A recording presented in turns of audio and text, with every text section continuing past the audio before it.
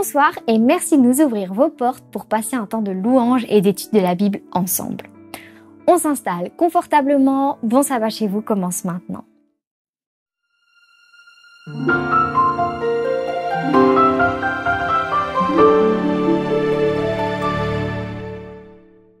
Bienvenue pour ce nouveau numéro de Bon Sabbat chez vous. En ce vendredi soir, vous pourriez être à bien des endroits, à faire plein de choses, mais vous avez choisi d'être là avec nous pour rencontrer Dieu. Comme l'a dit Jésus à Marie, vous avez choisi la meilleure part. Que ce moment ensemble vous apporte toutes les bénédictions dont vous avez besoin. Commençons par chanter avant de découvrir le message biblique du jour.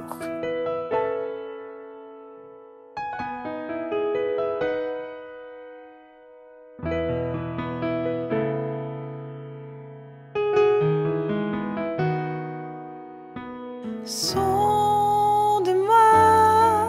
ô Dieu,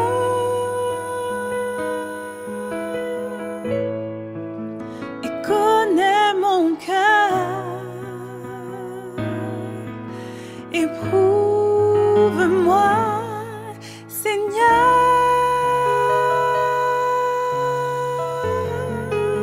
et connais mes pensées.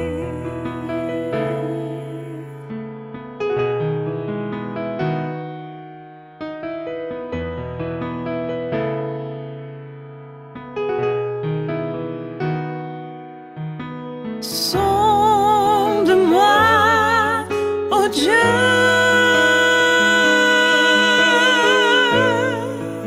et connais mon cœur.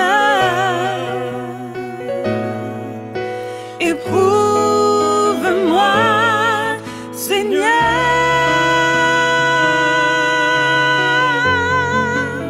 et connais mes pensées.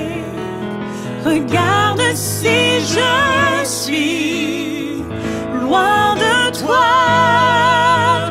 Regarde si je suis sur une mauvaise voie. Regarde si je suis loin de toi. Et conduis-moi sur toutes tes voies. Regarde si je suis loin de toi. Regarde si je suis sur une mauvaise voie. Regarde si je suis loin de toi. Et conduis-moi sur toutes tes voies. Pour l'éternité, sonde-moi, ô Dieu,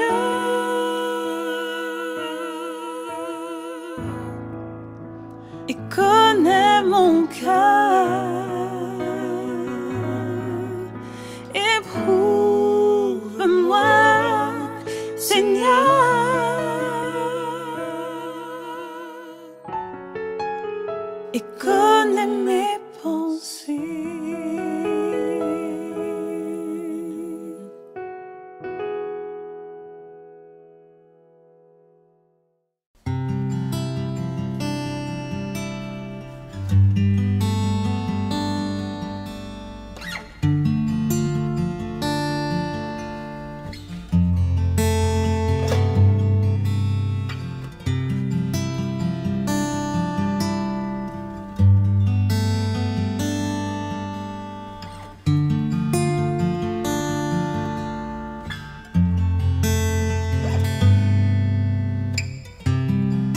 Le chant terminé,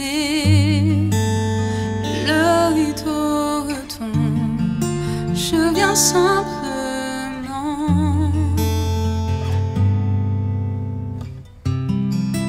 porter mon offrande, car j'ai le désir de réjouir ton cœur. J'apporte bien plus qu'un chant. Chanter ne suffit pas pour répondre à ton appel. Les Les apparences sont trompeuses. Tu vois bien au-delà, au-dessus son de mon cœur. Je reviens au cœur de l'adoration pour tout centrer sur toi, centrer sur toi, Jésus. Oui, je renonce à tous mes faux semblants pour tout centrer sur toi, centrer sur toi, Jésus.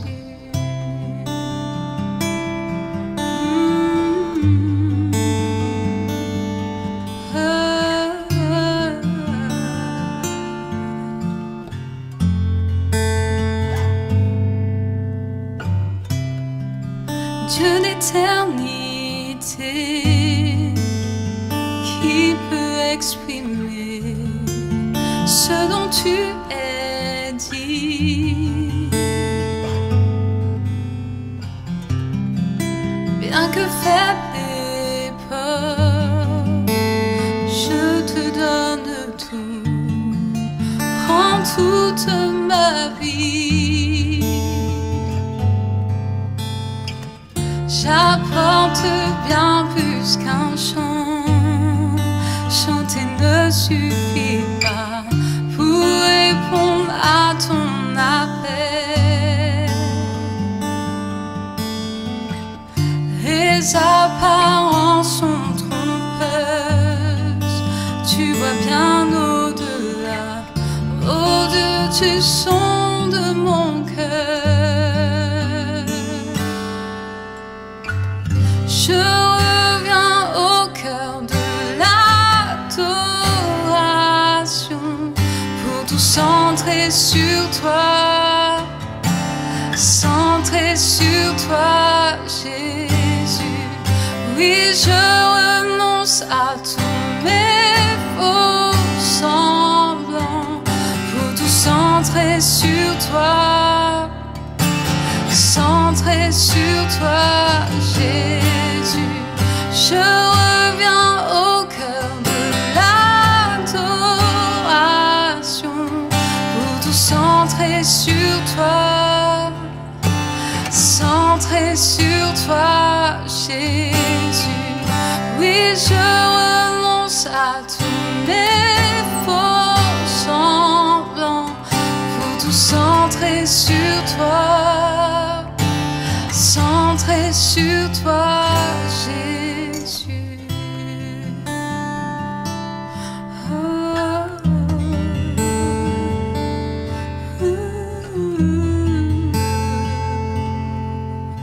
Centrer sur toi, Jésus.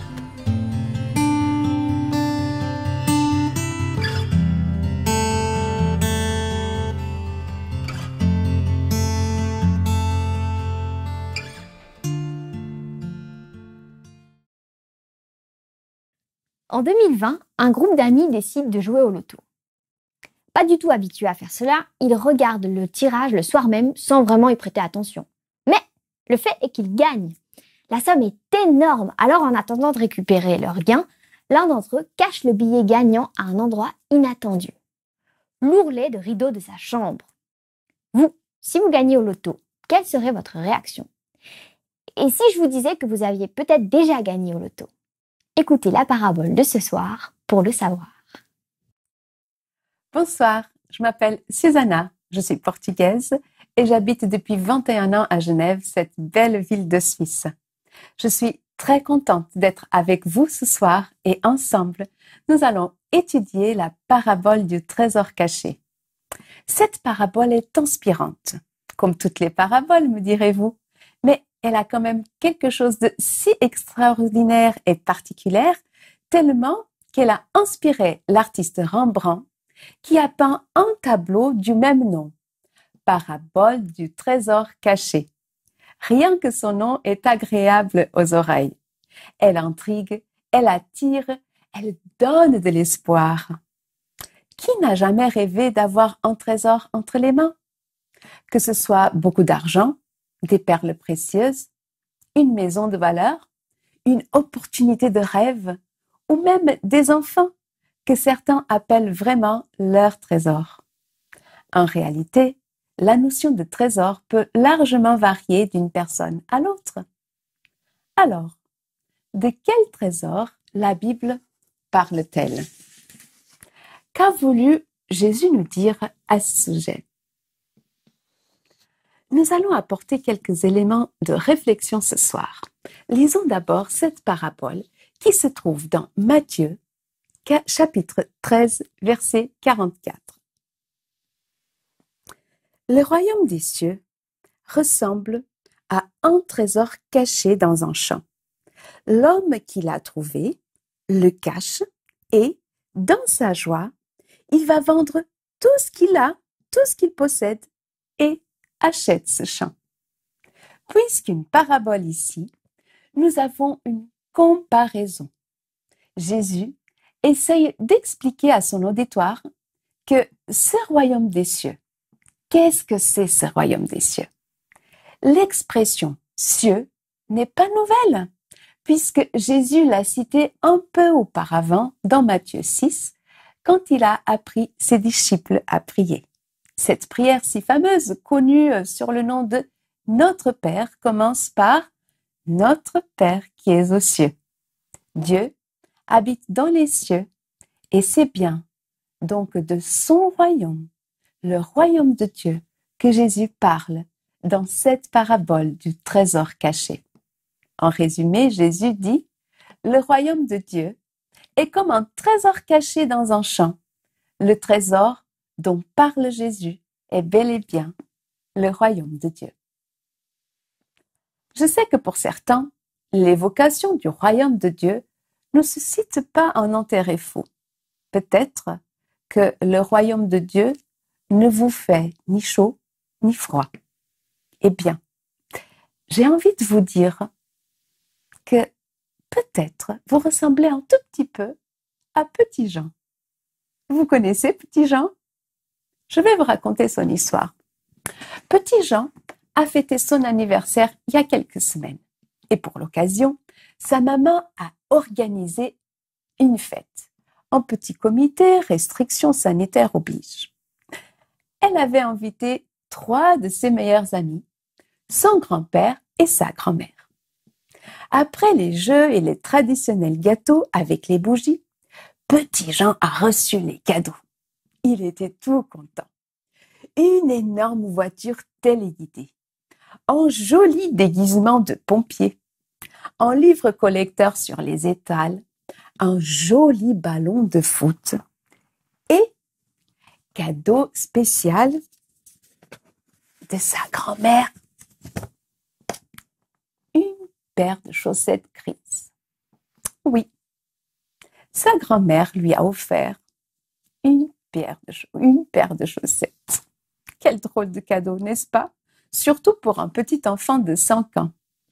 Petit Jean a passé la semaine à jouer avec ses cadeaux, tandis que la paire de chaussettes a été oubliée au fin fond de son tiroir. Le dimanche suivant, à l'occasion d'une visite chez ses grands-parents, la maman de Petit Jean lui propose de mettre ses nouvelles chaussettes. Si c'est pour faire plaisir à grand-mère, il accepte. Et, en enfilant sa première chaussette, Petit Jean ressent quelque chose qui gêne au niveau du talon. Il enlève la chaussette, il plonge sa main dedans et... quelle surprise! Il découvre un billet de 100 francs. Sa grand-mère farceuse avait caché un gros billet dans une de ses petites chaussettes. Une jolie somme, n'est-ce pas, pour un petit garçon, pour qu'il puisse acheter un bon cadeau à son goût. Le cadeau, pas très réjouissant, recelait en fait un trésor. Eh oui, vous êtes peut-être comme Petit Jean.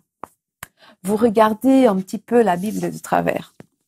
Vous l'avez carrément rangée au fond d'un placard et vous l'avez oubliée.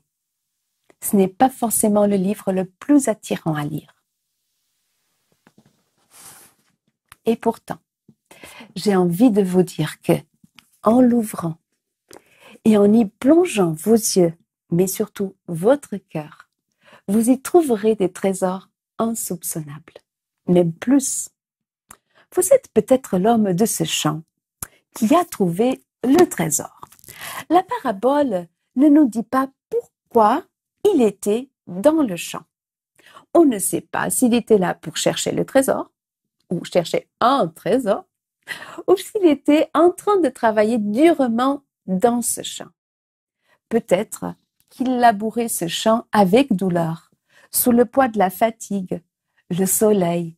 L'homme ne pouvait être là avec un sentiment heureux, mais il était fatigué, et il avait qu'une seule envie, c'était peut-être de retourner et de rentrer chez lui.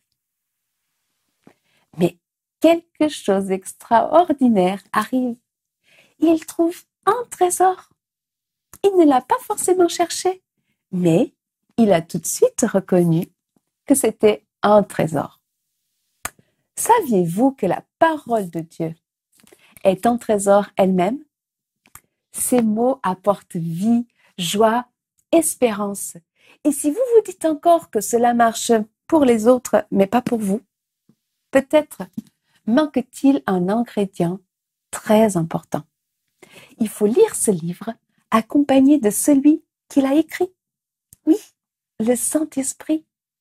Priez avant d'ouvrir votre Bible. Priez et demandez à Dieu de vous éclairer, de vous donner le Saint-Esprit pour vous aider à comprendre ce qui est écrit, pour vous montrer comment ce que vous lisez, comment ces paroles s'appliquent à votre vie et dans votre cas particulier.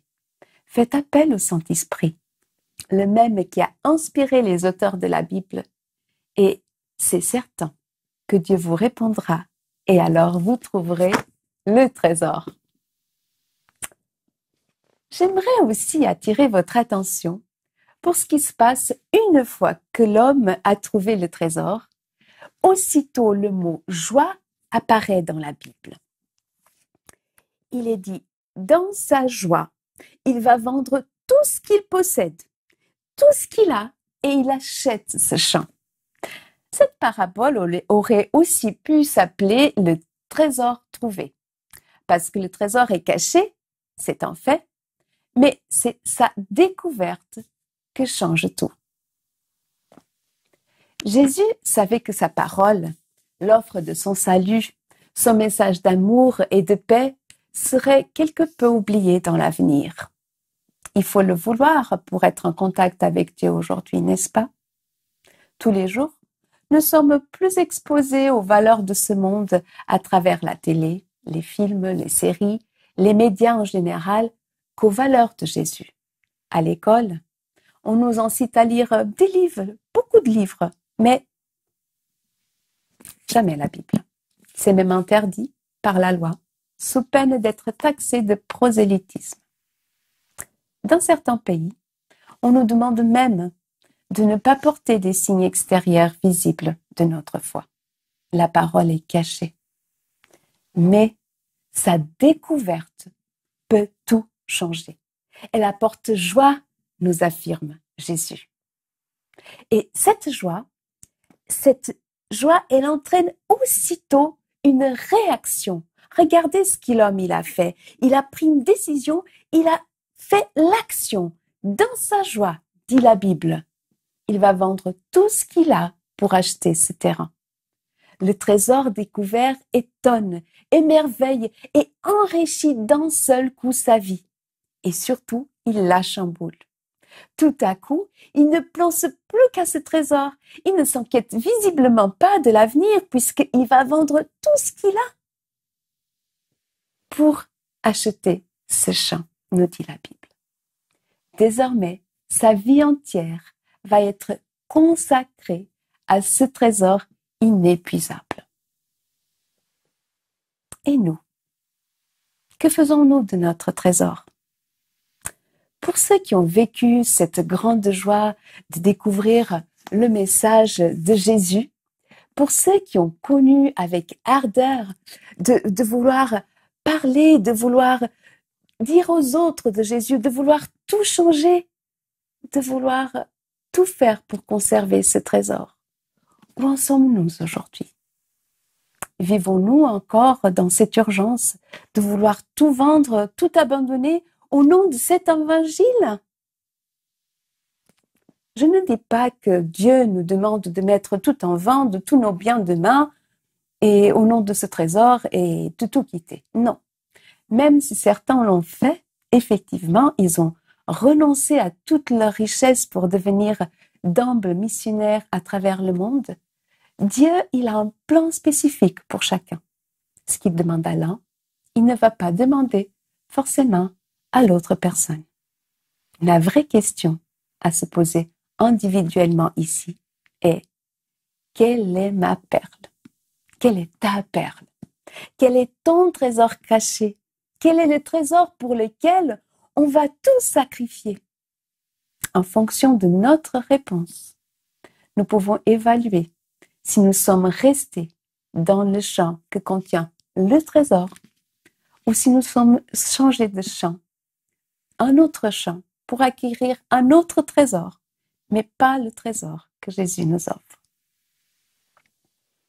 Il faut se demander si nous sommes en train d'amasser des trésors dans le ciel ou bien au contraire, des trésors sur cette terre, ce champ dominé par l'ennemi de Dieu. Car si le trésor est important, la terre où il se trouve est déterminante.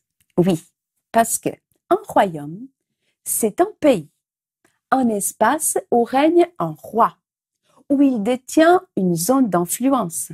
C'est le territoire où on l'écoute. Et c'est dans son champ que Jésus, il a déposé son trésor. Si vous sortez de son territoire, vous pourrez trouver d'autres trésors aussi, mais des trésors qui finiront par rouiller et disparaître. J'aimerais vous dire que le trésor de Jésus ne se finit jamais. Il est éternel. Et si on recoupe cette parabole avec la parabole du semeur, on se rend compte que la terre est le cœur de l'homme. C'est là où Dieu, il vient régner et exercer son autorité pour notre bien et pour notre plus grande joie.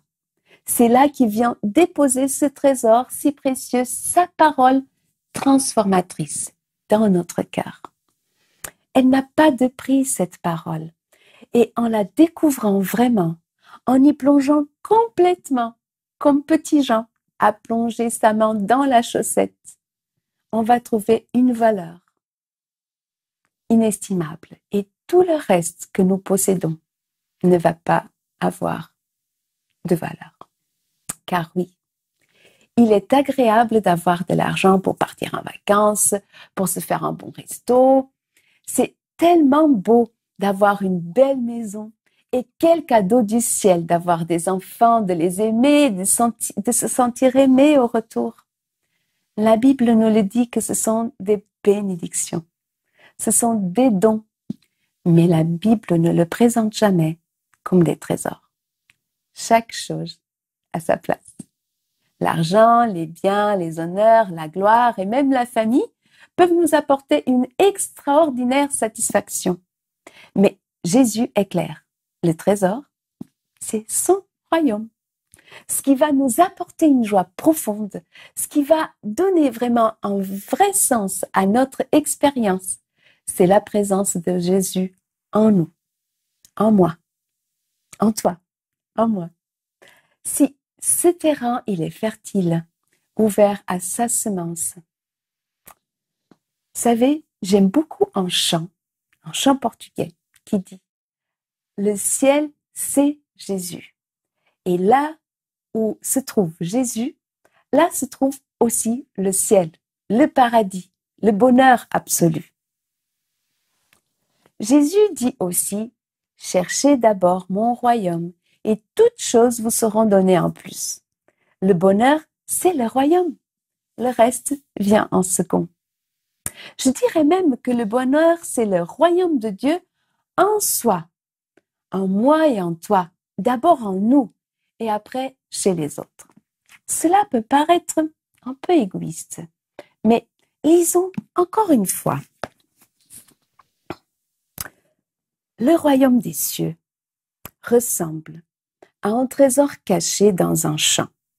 L'homme qui l'a trouvé le cache et, dans sa joie, va vendre tout ce qu'il possède et achète ce champ. L'homme cache le trésor, puis il va vendre tout ce qu'il a.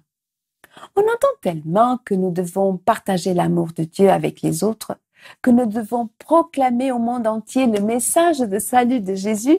Et c'est vrai, c'est la mission que Jésus a laissée à tous ses disciples, les disciples de l'époque, et jusqu'à nos jours et pour toutes les générations. Mais notre message n'aura pas d'impact que si, d'abord, nous ne l'avons pas reçu et assimilé comme un trésor personnel. Jésus a payé le prix de notre salut.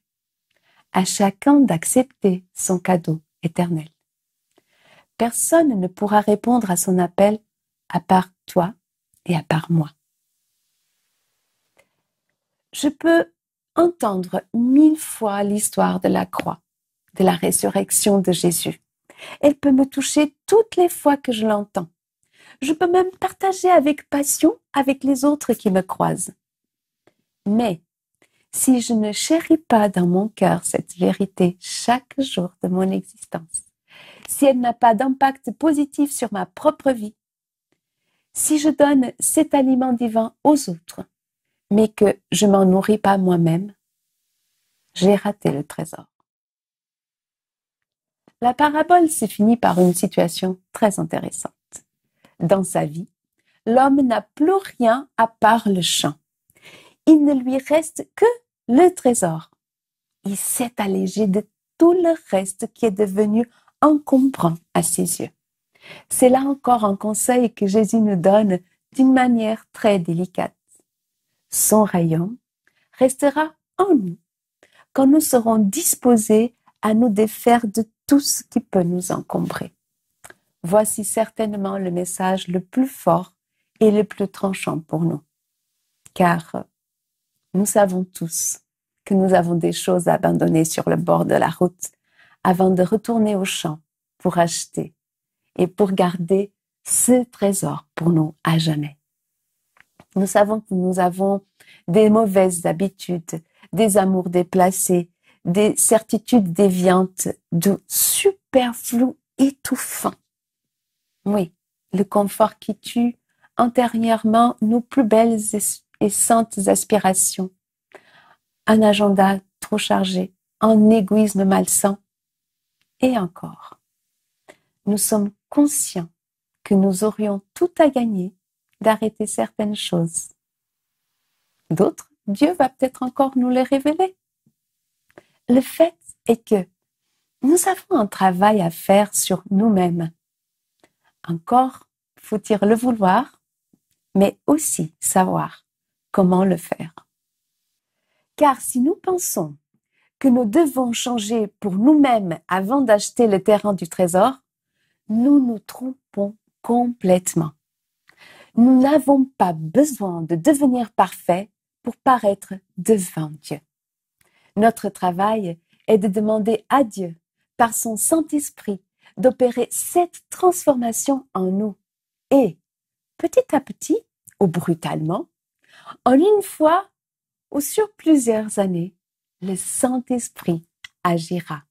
Mais notre part du travail est de parler avec Dieu et lui demander son intervention chaque jour. Soyez certains, il le fera en son temps.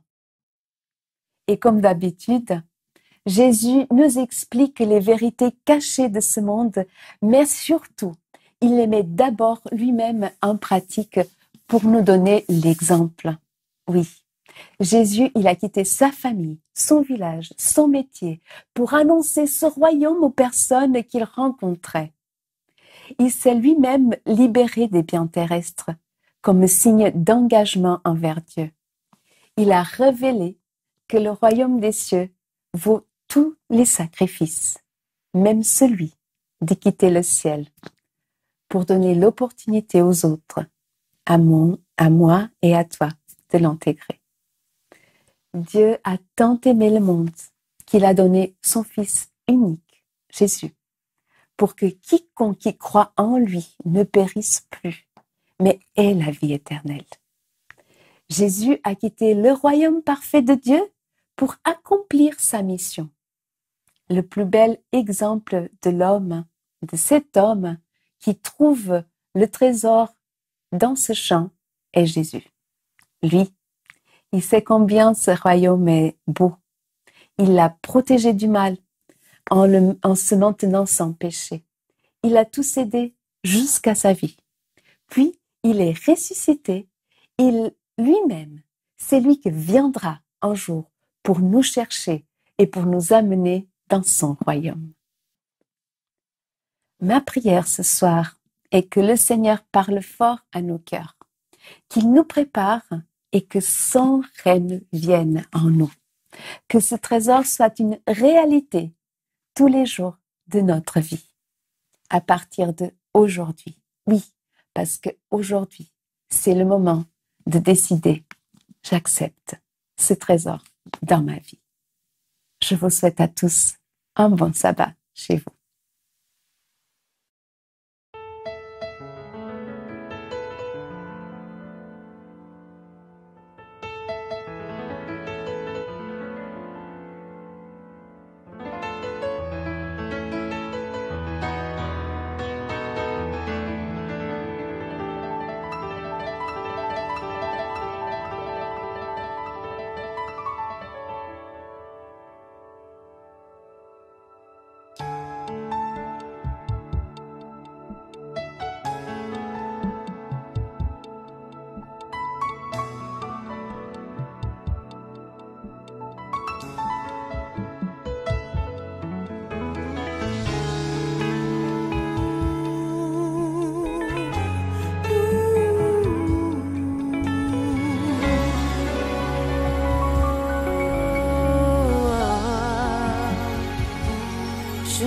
Pas mérité autant d'amour et je ne suis pas digne de ton pardon.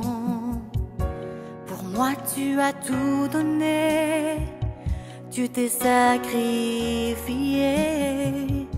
Moi je t'aimerai toujours, Dieu d'amour. Je n'ai pas mérité autant d'amour et je ne suis pas digne de ton pardon. Pour moi tu as tout donné, tu t'es sacrifié. Moi je t'aimerai toujours, Dieu d'amour. Je veux t'adorer, mon libérateur, sauveur de l'humanité, venu pour nous délivrer. J'élèverai mes mains vers le ciel, car c'est toi qui dans ma vie est essentiel. Le bonheur à tes côtés est éternel. J'élèverai ma voix pour te célébrer. Tu m'as libéré.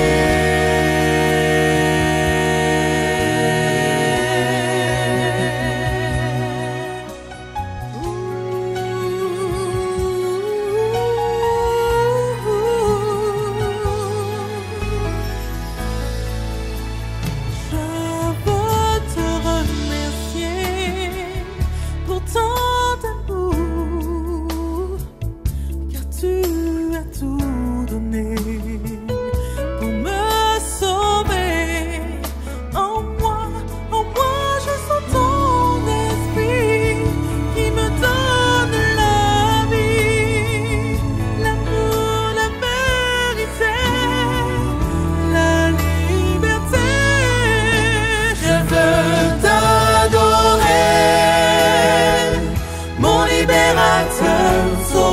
l'humanité,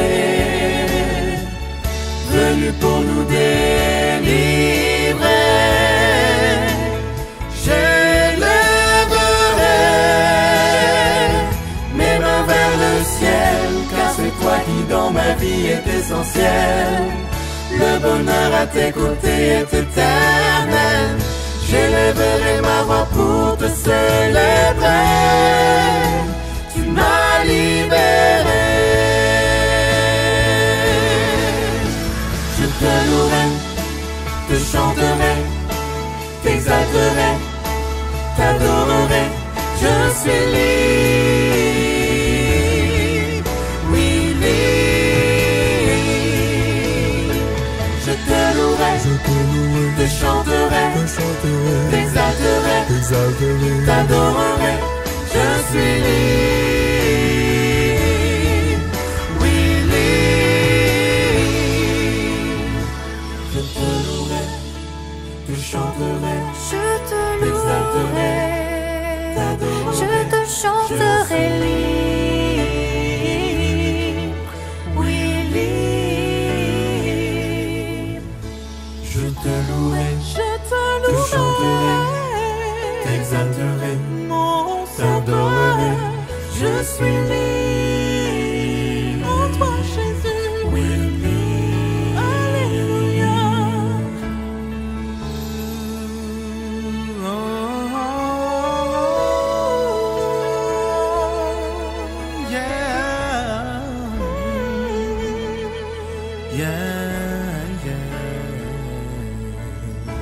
Je te louerai, te chanterai, t'exalterai, t'adorerai.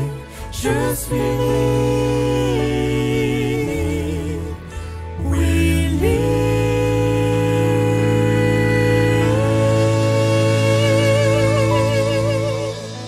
Je suis libre, oui libre.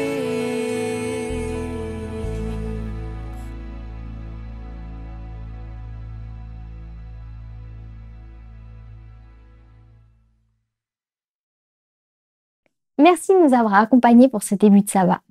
Nous espérons que ce message vous a permis de réaliser combien vous étiez chanceux et détenteurs d'un grand trésor. Si vous pensez que quelqu'un de votre entourage a besoin de recevoir ce même trésor, partagez-lui cette vidéo dès maintenant. Mais juste avant, je vous invite à vous abonner à la chaîne YouTube Espoir Média pour ne pas manquer la sortie de nos prochaines vidéos qui pourront encore vous apporter de beaux messages de vérité, comme celui de ce soir. Il ne me reste plus qu'à vous saluer et encore une fois, je vous souhaite un bon sabbat chez vous.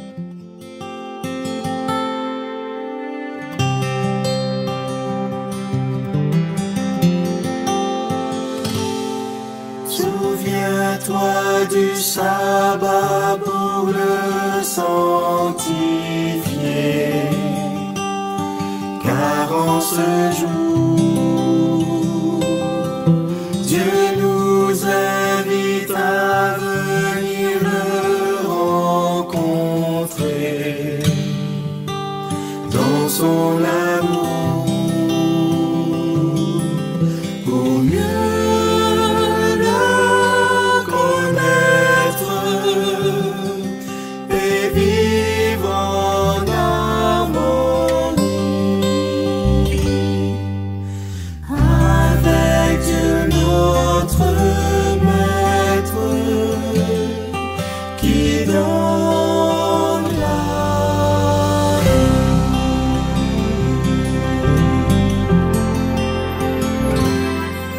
Entrons dans son temps avec des cantiques pour l'adorer.